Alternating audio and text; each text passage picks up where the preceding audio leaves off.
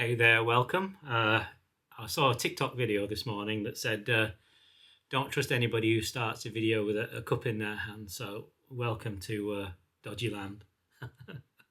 So I've always got a cup in my hand, and this is the thing.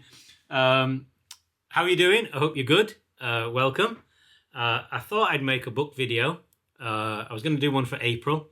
That didn't happen.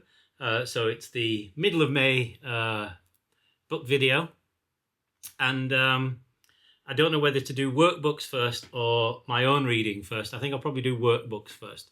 So one of the joys and curses of having a job in literature, as you know, I'm the project coordinator in the north of England for the Royal Literary Fund and for Writers' Mosaic some of the time. And I've been doing that for a few months now, and so it means books start to arrive at your door, as it were, and that sounds like a beautiful thing, doesn't it? But it also kind of it starts to feel quite overwhelming in your nervous system as you see the books begin to grow and grow. I think I'll do workbooks first. So all I wanted to do was basically show you what's in the to be read piles. At the moment, I won't say this month because this is going to take me longer than a month, but I wanted to start with some good news, actually, before getting into the workbooks, in that I'm filming this on the 19th of May, 2025. Today is what would have been the 100th anniversary of Malcolm X's birth, and great to see his work kind of being looked at again in this kind of current time. And this came out in the Bookseller last week. The Bookseller magazine is the kind of national book trade journal in the UK. So this insert was in there celebrating Malcolm X's 100 years. And it's got pieces by Bonnie Greer, Ella Sinclair, Eko Eshon, Vanessa Kasule, Vayanadu, Colin Grant, myself. And yeah, so really proud of this. My piece in here is a very serious abridgment that I didn't do, that one of our editors did. And actually on my Substack today, the 19th, although this won't go out for a few days yet, I've put the full version for my paid readers. But also there's a middle version, which is on the Writers' Mosaic website with an audio recording by yours truly. But the full version is for the full subscribers on my Substack. And it hasn't gone out yet. It's midday right now, and it goes out at 3:00 because most of my readers are in the US, as are my meditators. And it's bound to lose me a lot of subscribers, I think. You never know, of course. I expect my readers to be able to read, if you know what I mean by that. And not just the words. You know, some people, when they read, they're looking for things to agree with their point of view, or their conditioned point of view. And other people, when they read, they're looking for something to react to.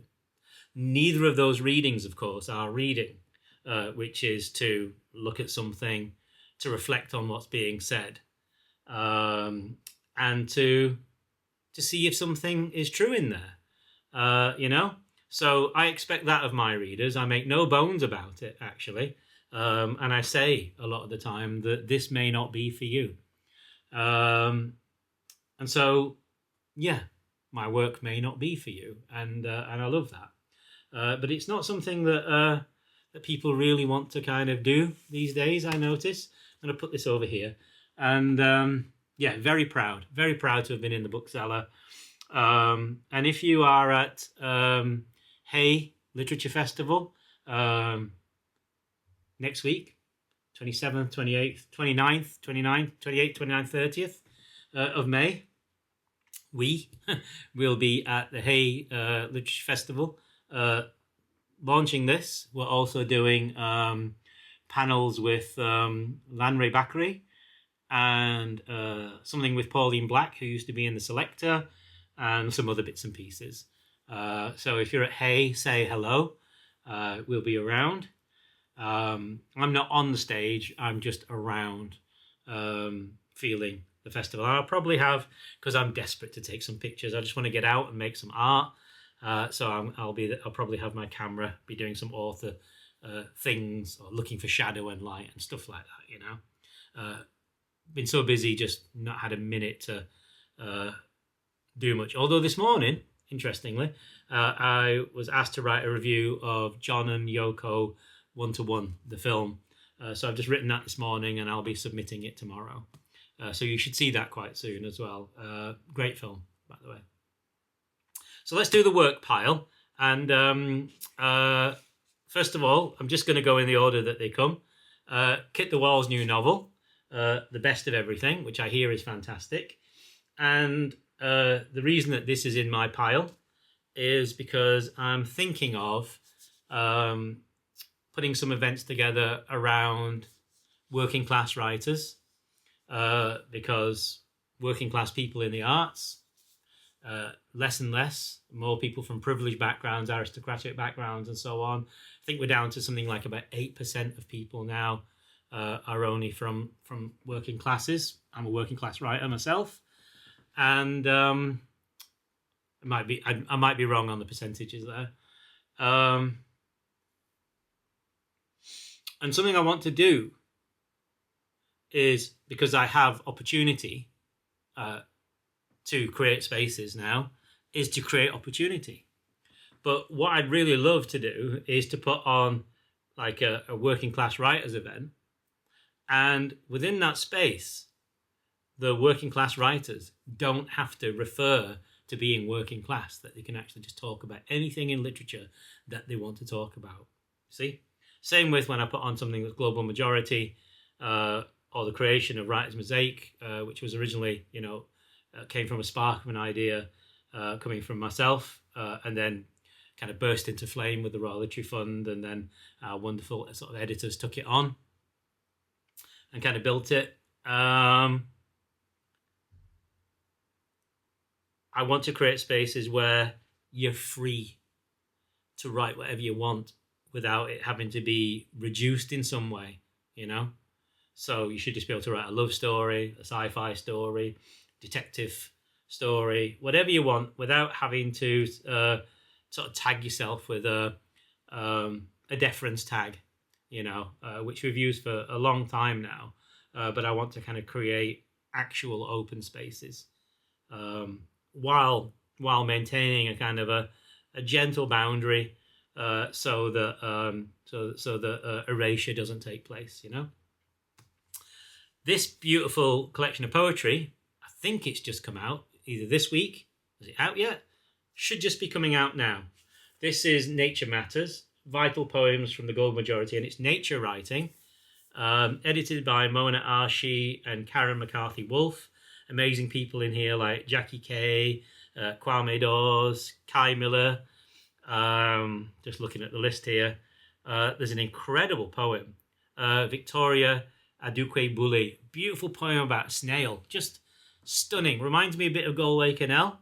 And there's never anything wrong with that. But she's very much her own person. Raymond Antrobus. Really beautiful. Look out for that. And if all goes well, I'll be collaborating with Manchester Literature Festival to have some of the writers from this and do a beautiful thing. That'll be in July sometime. My own publisher has sent me this. I'm published by Watkins of London, who published my book Signposts of the Spiritual Journey.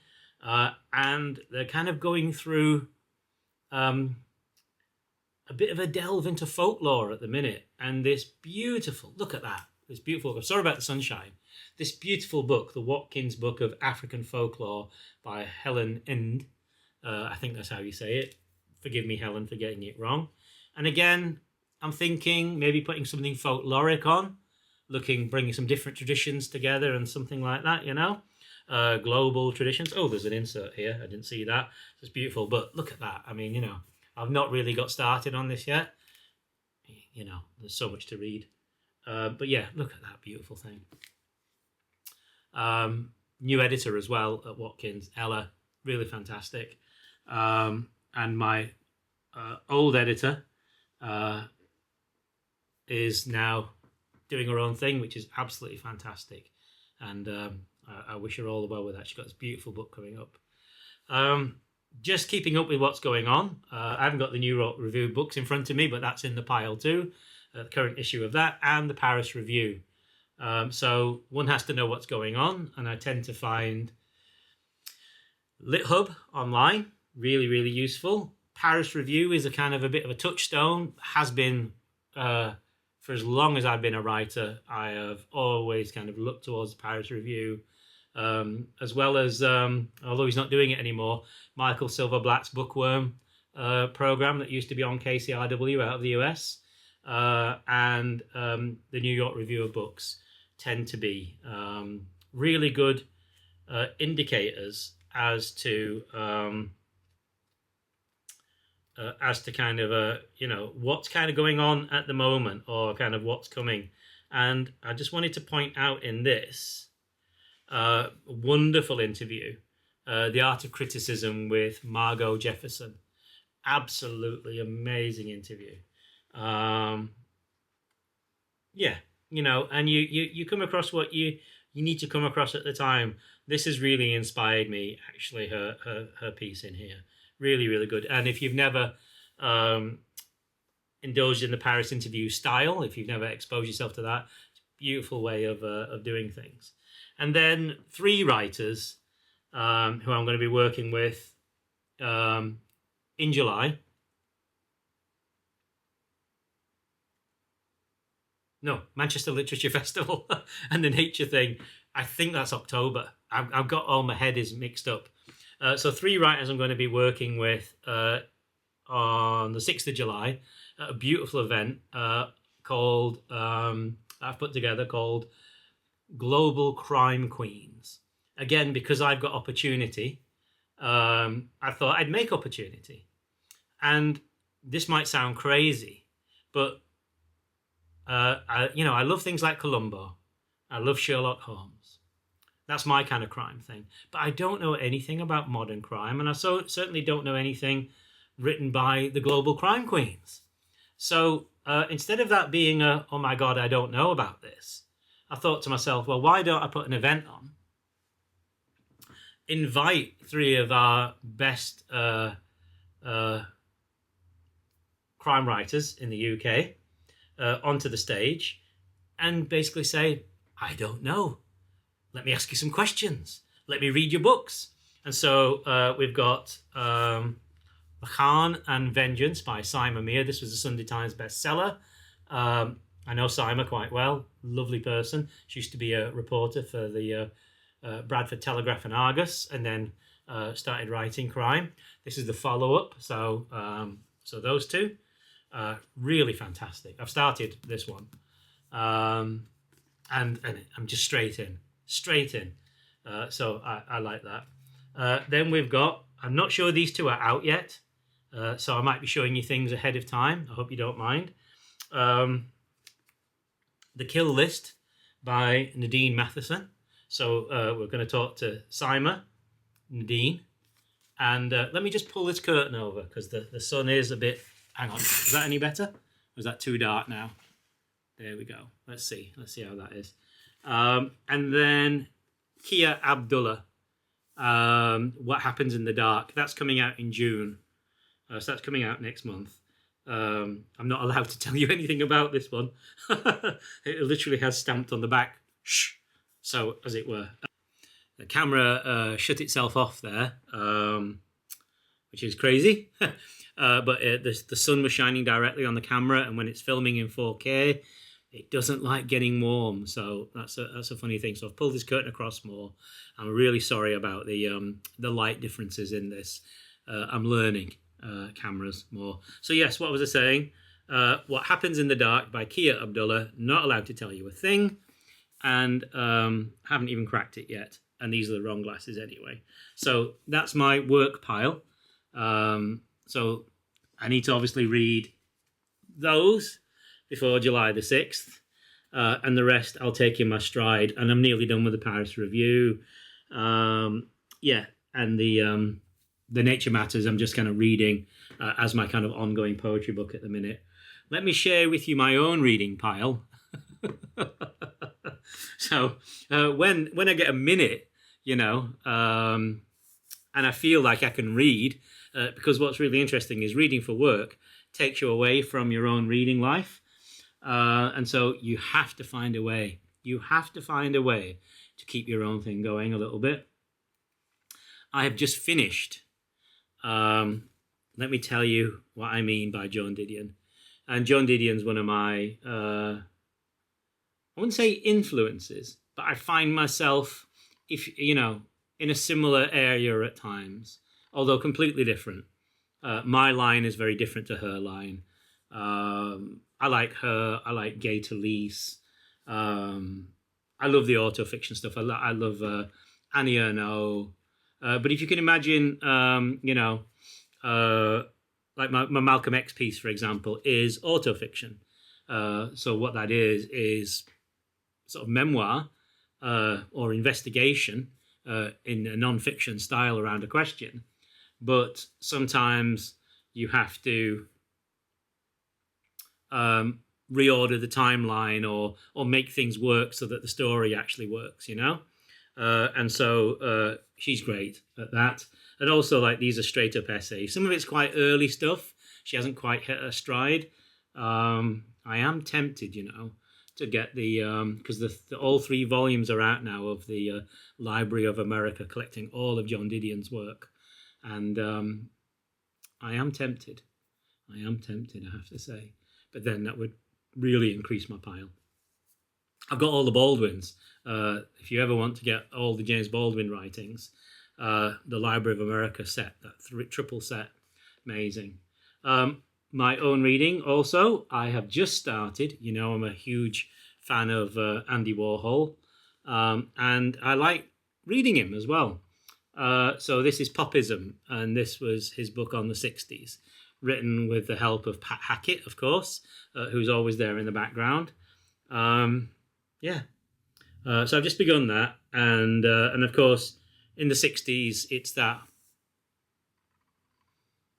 more difficult Andy, shall we say. He definitely, as he moves through the 70s and 80s, kind of becomes a better human being.